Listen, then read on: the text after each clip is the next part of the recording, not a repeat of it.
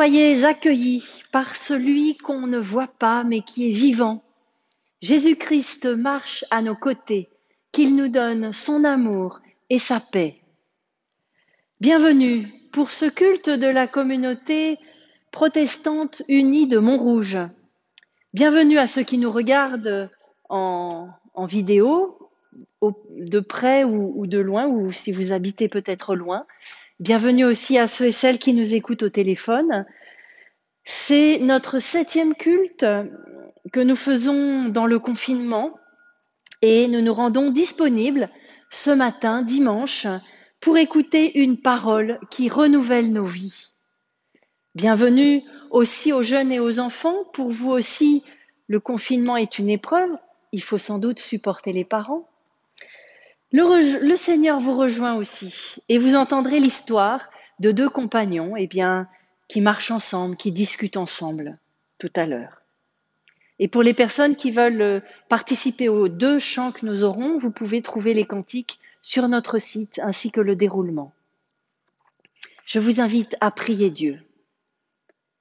Seigneur, ouvre nos cœurs et nos esprits pendant ce culte pour que nous puissions recevoir ta présence et accueillir une parole qui féconde notre existence. Amen. Et nous commençons par louer le Seigneur, dire ses merveilles, avec une louange qui nous vient de loin, une louange qui a été écrite sans doute au IIe siècle après Jésus-Christ, les Odes de Salomon. Et c'est Claire qui va nous lire cette louange. Nous l'écoutons. Louange inspirée des Odes de Salomon, IIe siècle. Merci Seigneur, nous te rendons grâce de tout cœur, car nous savons que tu nous aimes. Ne nous oublie pas, Seigneur, ne nous abandonne pas, notre Dieu, tu es l'espoir de nos vies. Tu nous as donné ta tendresse, tu nous l'as donnée gratuitement. Nous avons confiance en toi, nous n'avons rien à craindre. Si le monde entier chancelait sur ses bases, nous resterions debout et garderions confiance. Même si nous voyons que tout meurt autour de nous, nous sommes sûrs, nous savons que nous ne mourrons jamais vraiment, car tu es avec nous et nous sommes avec toi. Alléluia. Et nous continuons notre louange en chantant le cantique 41-28, les 2 strophes, à Dieu soit la gloire. Le 41-28, les strophes 1 et 2, à Dieu soit la gloire. Et nous avons la chance d'avoir notre groupe de louanges qui va nous accompagner.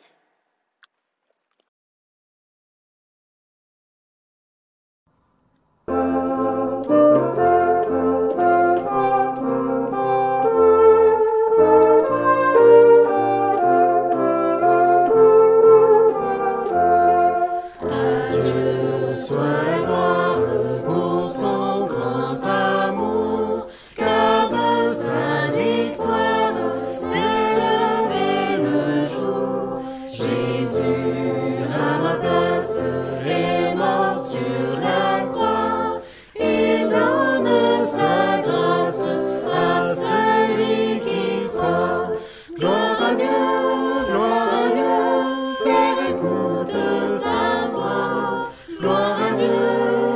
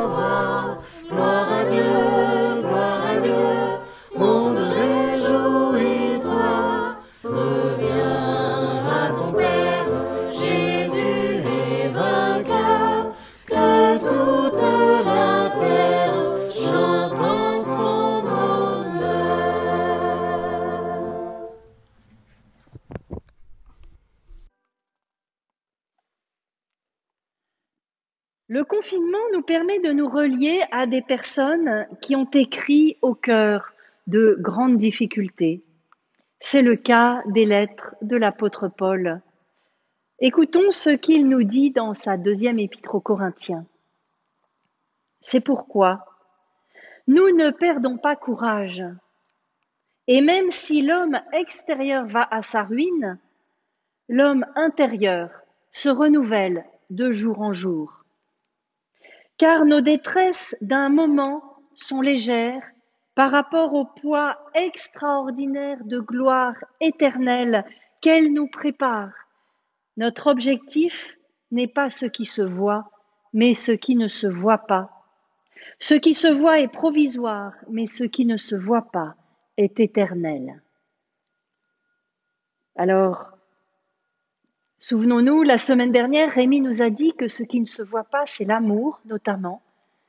Alors, voilà, c'est à nous de rendre cet amour visible, mais cet amour est là pour nous nourrir aussi. Je vous invite maintenant à prier Dieu pour lui confier tout ce qui nous éloigne de lui. Seigneur notre Dieu, notre Père, nous venons vers toi dans cette situation particulière du confinement. Nous n'avons plus nos habitudes, nos repères. Comment ne pas se laisser emporter par l'afflux d'informations? Comment ne pas être mal à l'aise devant tant d'incertitudes? Nous avons peur, et cette peur nous empêche de te voir, nous empêche de garder nos vies dans ton amour et ton espérance. Apprends-nous à nous appuyer sur toi et à te laisser de la place dans notre vie. Au nom de Jésus. Amen. Alors, sur la porte de notre temple de Montrouge que j'ai en face de moi, eh bien, il est écrit encore un passage de 2 Corinthiens, car le Seigneur est l'Esprit, et là où l'Esprit du Seigneur, là est la liberté. Alors oui, Dieu désire que nous soyons libres, libres de notre culpabilité, libres de toute peur, libres pour aimer. En Jésus-Christ, il nous sauve, il nous pardonne, il nous relève. Alléluia.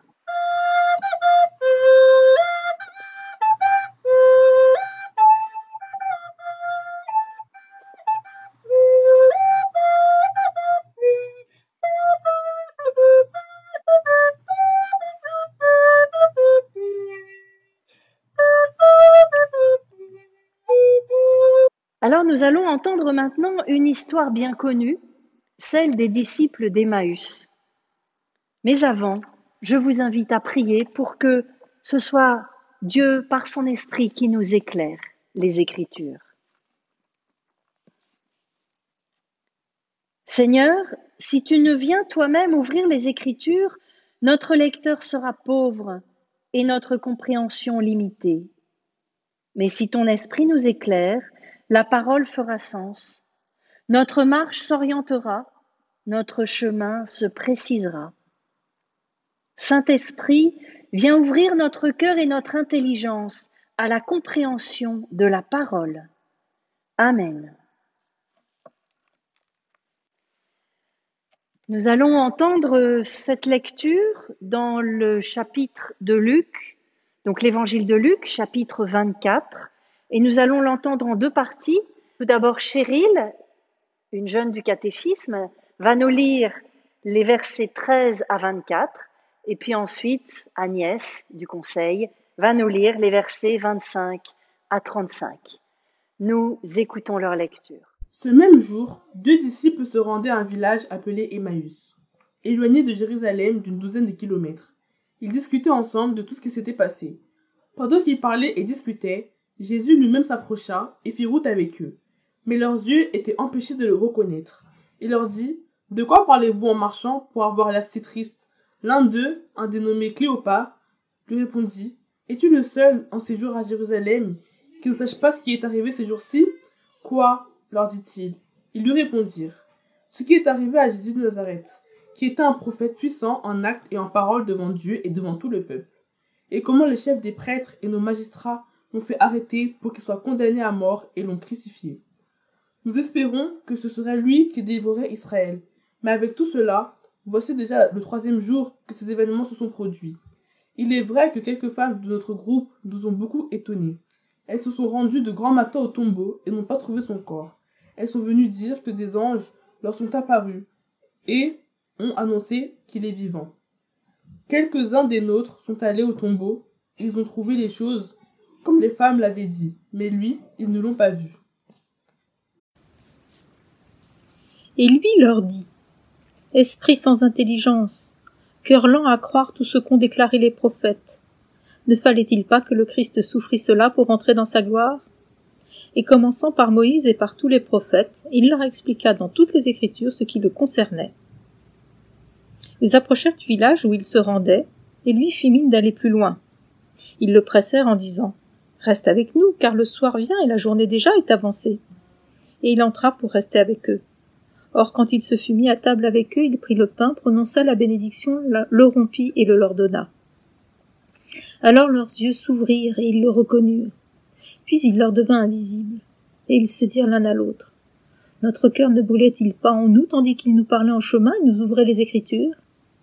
À l'instant même, ils partirent et retournèrent à Jérusalem. Ils trouvèrent réunis les 11 et leurs compagnons, qui leur dirent : C'est bien vrai, le Seigneur est ressuscité et il est apparu à Simon. Et eux racontèrent ce qui s'était passé sur la route et comment ils l'avaient reconnu à la fraction du pain.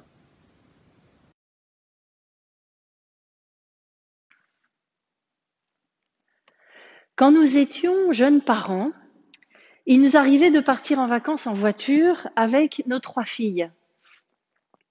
Nous aimions aller en montagne, en particulier au sud des Alpes. Au sud des Alpes, évidemment, c'était pas la porte à côté.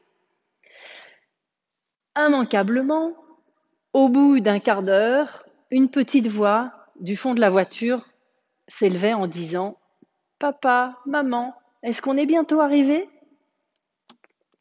Alors là, 2 réponses étaient possibles. La première : oui, ma chérie, ne t'en fais pas, cela va passer vite. Et évidemment, un quart d'heure plus tard, elle reposait la même question. Alors, assez vite, nous avons opté pour la 2e réponse. Et nous disions : mais non, nous ne sommes pas arrivés du tout. Le voyage ne fait que commencer et ça va être très très long. Alors, avec cette réponse honnête, notre fille pouvait puiser en elle-même les ressources qui étaient les siennes. Et du coup, elle passait un très bon trajet avec les distractions variées que nous avions préparées ou bien qu'on inventait sur le moment. Alors j'ai l'impression que nous en sommes un peu là. Nous attendons le 11 mai avec impatience, mais on nous dit que ça va être encore très long, que la vie ne pourra pas recommencer tout à fait comme avant, que nous ne pourrons pas reprendre, par exemple, nos cultes tout de suite. Le dimanche de Pâques, j'avais parlé de la libération intérieure apportée par Jésus. Et en préparant cette méditation, je me suis dit qu'il fallait puiser encore profondément en nous et demander à Dieu de renouveler nos ressources intérieures. Car, en fait, je suis comme vous avec des hauts et des bas, des moments où j'arrive à me mobiliser, et puis d'autres moments où le manque de rencontres en personne, aurait plutôt tendance à me déprimer. Pourtant, nous avons une grande chance de pouvoir mobiliser nos ressources spirituelles à tout moment du jour ou de la nuit. Nous ne sommes jamais séparés de notre Dieu et nous pouvons toujours nous nourrir de sa parole. Savons-nous que pour un certain nombre de prisonniers chrétiens, une des premières demandes qu'ils font en arrivant à la prison, c'est de demander une Bible. Alors mettons-nous en route dans ce récit avec les 2 disciples qui marchent vers le village d'Emmaüs. En fait, ces 2-là font exactement tout ce qu'on n'a pas le droit de faire nous-mêmes aujourd'hui. Ils marchent hors de la ville au-delà d'1 kilomètre, vers le village, qui apparemment est à peu près à 2 heures de route. Peut-être qu'ils cherchent à calmer la douleur du deuil suite à la mort de Jésus. En tout cas, ils peuvent être ensemble, dans l'amitié d'un partage. Ils peuvent aller à l'auberge pour manger et dormir. Nous, nous devons rester dans notre maison, dans notre appartement, qu'il soit agréable ou non. Et puis, comble de tout, ils peuvent accueillir un autre promeneur, sans doute à moins d'1 mètre de distance. Ils discutent avec lui librement. Alors, comment se projeter dans cette histoire? Qu'est-ce qu'elle peut nous dire dans ce temps de confinement? En observant le rythme du dialogue, on voit que Jésus laisse une grande place à l'expression de la tristesse des 2 amis. Cette première partie de l'histoire, qui est en fait la moitié du texte, donne une grande place à l'expression de leur émotion. Ils expriment leur peine, leur déception, leur questionnement aussi sur la résurrection. Et en les écoutant sans s'impatienter, Jésus prépare le terrain de la bonne nouvelle. Oui, les sentiments humains sont pris en compte par Dieu. Et Jésus en est l'oreille. En ce temps de confinement, il est bon de s'en souvenir, notamment quand nous prions Dieu. Et puis ensuite, Jésus les interpelle assez rudement quand même, comme si les disciples avaient pu tout savoir à l'avance. Et puis, ce qui m'étonne, c'est que dans sa démonstration, Jésus ne se réfère pas à sa propre vie, aux miracles qu'il a faits, aux paroles qu'il a dites, aux annonces de mort et de résurrection qu'il a données, non. Il se réfère aux prophètes. Moïse en tête. Et du coup, il leur refait le catéchisme. C'est en effet du même Dieu de l'Ancien Testament qu'il parle. Jésus fait de la parole écrite une parole vivante pour ses disciples et puis pour nous aussi. De même avec le Nouveau Testament, source de la connaissance que nous avons de lui, eh bien Jésus, le vivant, reste la clé d'interprétation et d'inspiration. Il est celui qui nous donne les paroles de vie, des paroles qui réchauffent nos cœurs. Notre cœur ne brûlait-il pas en nous tandis qu'il nous parlait en chemin et nous ouvrait les Écritures? Quand les 2 disciples reviennent vers Jérusalem, ils partagent leur joie. Ils ont été réchauffés, réconfortés par les paroles et la présence de Jésus. Et pourtant, quand ils disent cela, ils ne le voient plus. Ils n'ont d'ailleurs, on a l'impression qu'ils n'en veulent pas à Jésus d'avoir disparu juste après qu'il l'ait reconnu. Alors, qu'est-ce qui a changé? Ils sont de nouveau seuls comme avant.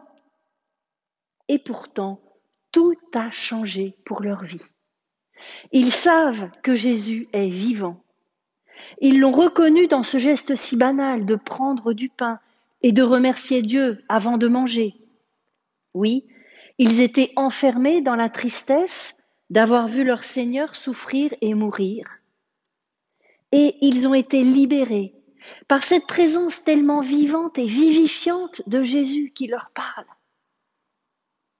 Ils n'ont plus tenu compte de l'environnement extérieur, de la nuit qui est tombée. Ils sont repartis dans le sens inverse pour raconter aux autres l'incroyable de la résurrection et qu'ils l'ont reconnu à la fraction du pain. Peut-être que ce temps du confinement est propice pour une mise en route spirituelle. Peut-être que des questions vous viennent, que des prises de conscience se font et que la prière prend plus d'importance. En tout cas, la présence vivante de Jésus peut être donnée à tous, quel que soit notre environnement extérieur, que l'on travaille ou pas. Jésus continue à interagir avec nous en esprit. Cette marche, à l'image de celle des disciples, peut se faire de façon spirituelle.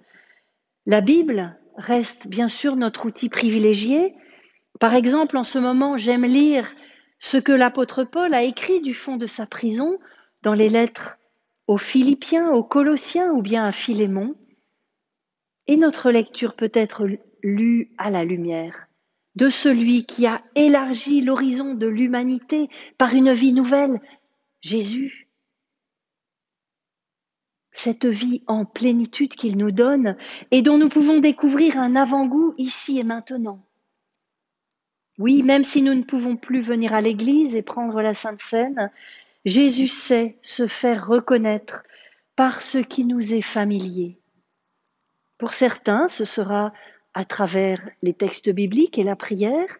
Pour d'autres, cela pourrait se faire par les œuvres d'art, ou bien par la nature, par la parole de quelqu'un, ou bien par le sentiment d'une présence au cœur de la nuit.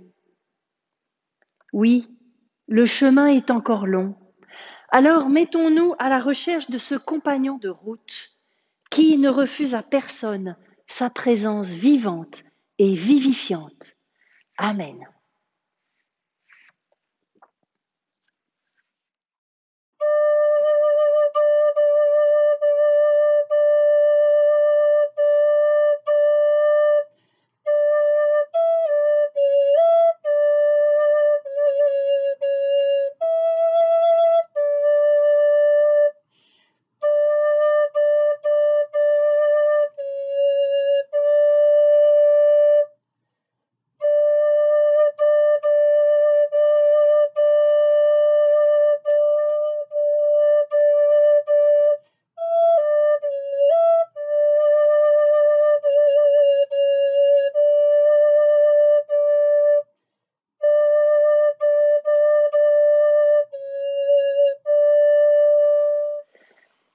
Et je vous propose de chanter au cantique 49-13, les strophes 1 et 4, Reste avec nous.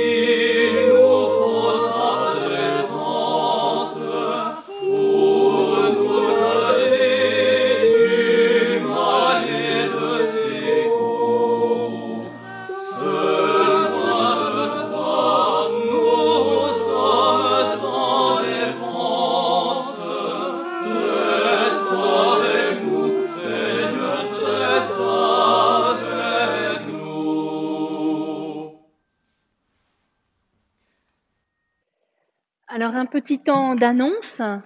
J'aimerais remercier tout d'abord Ando, notre technicien, Jean-Christophe aussi, qui m'aide pour la technique, la musique. Et merci aussi à tous ceux qui ont participé pour les chants, pour les lectures. En tout cas, on voit que notre communauté continue à vivre et nous en sommes très heureux. Et si jamais il y a d'autres personnes qui ont envie de participer, n'hésitez pas à me téléphoner pour me le dire. Il n'y a pas d'activité cette semaine. Nous ne pourrons pas évidemment revenir au temple au mois de mai. Du coup, nous allons continuer les cultes le dimanche à 10h45 en audio et en vidéo. Nous pouvons aussi les regarder en différé sur le site de la paroisse.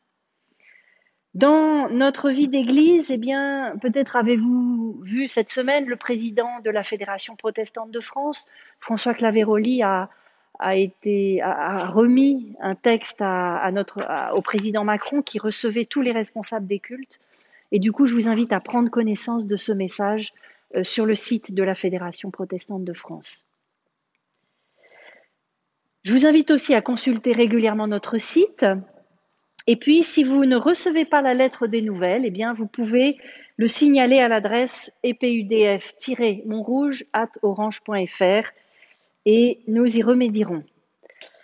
Et puis, pour les personnes qui n'ont pas Internet, n'hésitez pas à me téléphoner au 01 42 53 49 95. Et voilà, l'Église continue à avoir des coûts. Oui, il y a les bâtiments qu'il faut continuer à entretenir, il y a des factures qui tombent, il y a les pasteurs qu'il faut continuer à payer. Alors, n'oubliez pas votre don, vous pouvez payer en ligne sur Internet. Les chèques arrivent quand même, c'est moins évident, mais ça arrive. Alors, merci pour penser à votre don.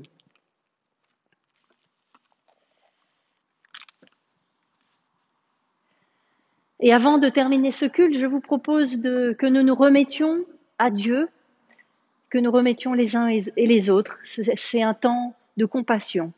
Et puis, nous terminerons avec la prière du Notre Père. Seigneur notre Dieu, notre Père, béni sois-tu pour ta présence en Jésus-Christ. Par lui, tu viens nous dire que tu marches à nos côtés spirituellement. Tu nous écoutes, tu nous soutiens. Mais tu as aussi besoin de nous pour rayonner plus loin ton amour. Permets-nous de puiser nos forces en toi, dans ta parole de vie. Nous voulons te confier notre monde, immobilisé par ce virus qui a besoin des êtres vivants pour vivre et se reproduire. Nous ne maîtrisons rien et aujourd'hui bien des scientifiques avouent leur ignorance, mais ils se sont mis au travail tout autour de la planète. Sois avec eux. Nous te confions les dirigeants qui ont des décisions compliquées à prendre. Nous te confions tous les soignants qui donnent beaucoup d'eux-mêmes. Et puis, nous voyons bien que le virus n'arrête pas la violence, les guerres, les famines, les malhonnêtetés. Nous te prions pour les victimes des attentats, pour ceux qui continuent à fuir leur pays et qui trouvent la mort en Méditerranée. Nous te prions pour ceux qui n'ont pas de toi, pour ceux confinés et qui sont à nos portes. Seigneur, nous nous confions à toi, ainsi que tous nos proches. Nous te prions pour les personnes malades, les familles en deuil, et nous te remercions pour tous ceux qui ont guéri. Nous te présentons dans le secret de nos cœurs tous ceux qui ont besoin de ton soutien.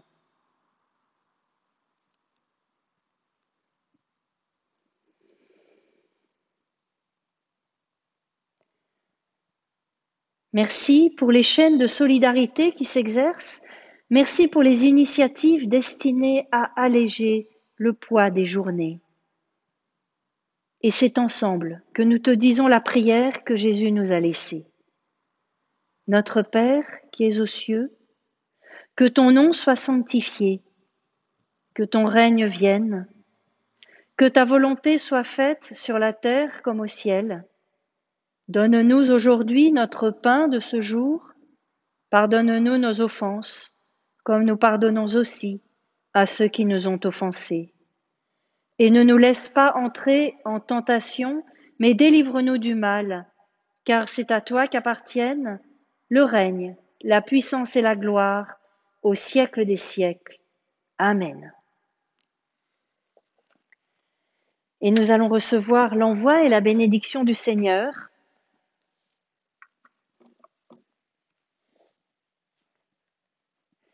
Le Christ est ressuscité.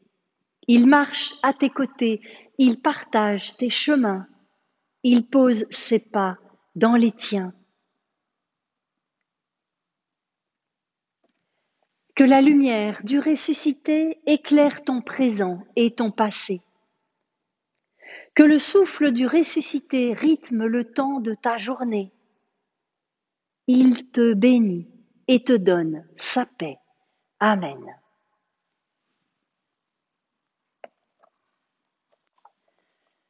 Je vous souhaite un bon dimanche, une bonne semaine, et puis je vous retrouve dimanche prochain à 10h45. À bientôt.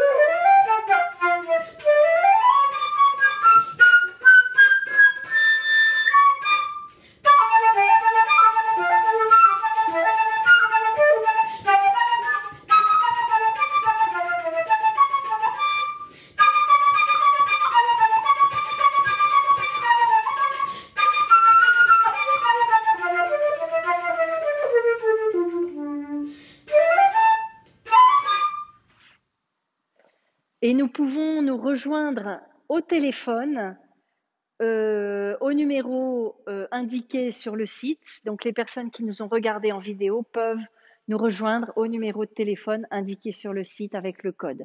Merci et à bientôt.